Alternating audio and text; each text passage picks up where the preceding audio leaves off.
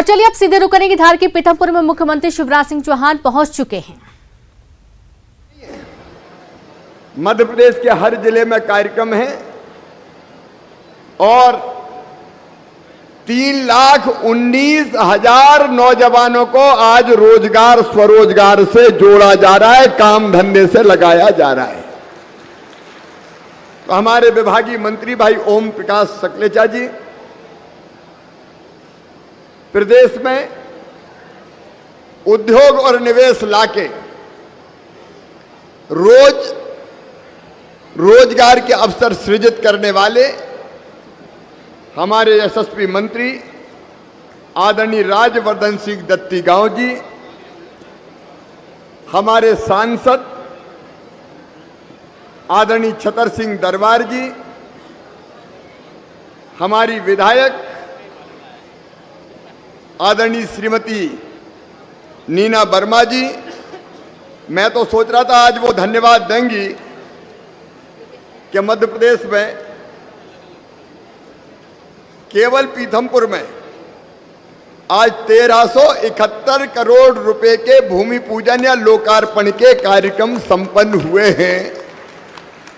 तो मुझे लगा 1371 करोड़ के बाद अब वो कुछ नहीं मांगेंगी, लेकिन 1371 करोड़ के बाद भी उनने मांगों की ओर झड़ी लगा दी कि ये भी दे दो, ये भी दे दो। लेकिन जो सजग और जागरूक विधायक होता है वो अपने क्षेत्र के विकास के लिए लगातार प्रयत्न करता है। आदरणीय नीना जी, भाई राजेश जी, सरदार मेड़ा जी, बहन रंजना बघेल जी हमारी पूर्व मंत्री, बहन कविता संजय वैष्णव जी नगर पालिका पीथमपुर की अध्यक्ष, हंसराज जी, राजीव जी जिलाध्यक्ष भारतीय जनता पार्टी, बहन सावित्री ठाकुर जी, मेरे पूर्व विधायक साथीगण बैल सिंह जी, करण सिंह पवार जी, कालू सिंह ठाकुर जी, मुकाम सिंह किराड़े जी, मुकाम सिंह निगवाल जी। अब सूची तो बहुत लंबी है लेकिन पूरा प्रदेश अभी बैठा हुआ है मुझे सुनने के लिए, इसलिए मंच पर विराजमान सभी साथीगण, नीचे बैठे हुए अनेक उद्योग चलाने वाले मेरे सभी उद्योगपति साथीगण, ओडीओपी उत्पाद के लिए आए हुए हमारे सारे भाई बहन जिन्होंने यहाँ स्टॉल लगाए हैं, और उन सबसे ऊपर मेरी पीथमपुर की और आसपास की मध्य प्रदेश की मेरी प्यारी जनता, मेरे बहनों, मेरे भाइयों, भांजे भांजियों, दोनों हाथ जोड़ के आप सबको प्रणाम, आप सबको नमस्कार। आज का दिन पीथमपुर के इतिहास का ऐतिहासिक दिन है।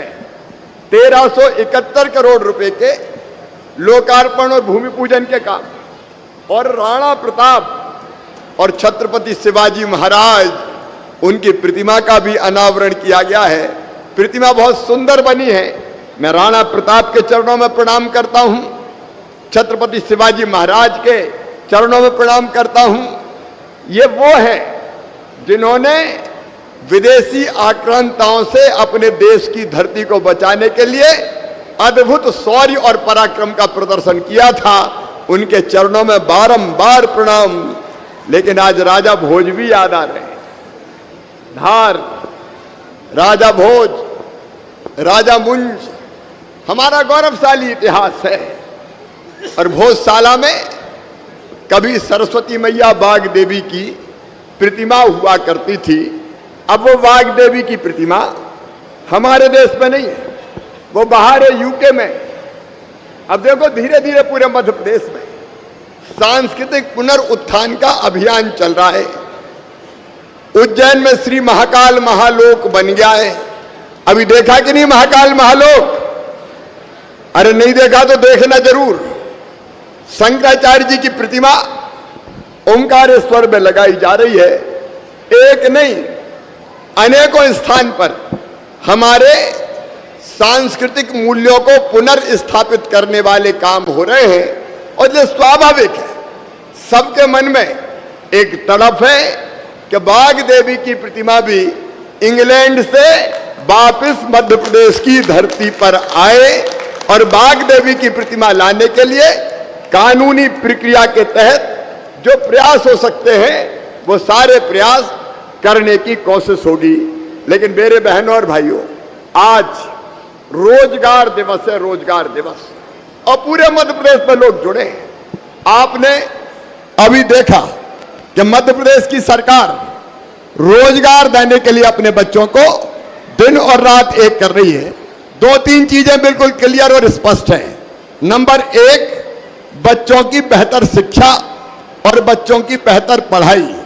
अभी आपने देखा कि वो बच्चे जो मेधावी हैं, जिनमें बुद्धि है, अकल है, क्षमता और प्रतिभा है, लेकिन कई बार घर पढ़ने को पैसा नहीं होते, तो वो बच्चे कुंठित होते थे, परेशान रहते थे कि हम क्या करें, कहाँ जाए। काश हमारे मम्मी पापा के पास भी पैसे होते। मेरे बेटा बेटियों, अब चिंता मत करना।